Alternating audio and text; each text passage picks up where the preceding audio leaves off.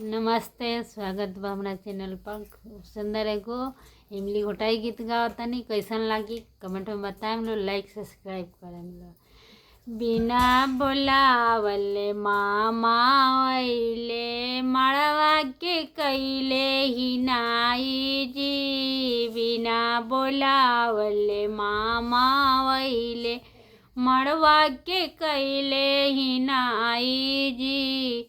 दही के करना दांते उठवले, भागल जाले जी। दही के करना दांते उठवले, भागल जाले जी।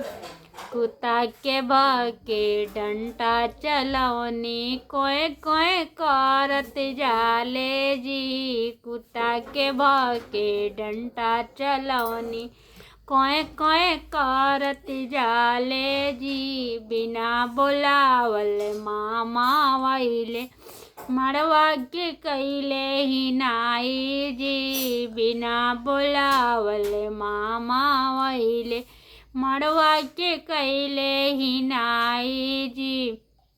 पूड़ी के दौरा दांते उठवले, भागल जाले जी। पूड़ी के दौरा दांते उठवले, भागल जाले जी। पीली के भके डंटा चलौनी, कोय कोय करत जाले जी। पीली के भके डंटा चलौनी, कोय कोय करत जाले जी। बिना बोलावल मामा आइले, मड़वा के कैले ही नाई जी। बिना बोलावल मामा आइले, मड़वा के कैले ही नाई जी। बुनिया के दौरा दांते उठवले, भागल जाले जी। बुनिया के दौरा दांते उठवले, भागल जाले जी।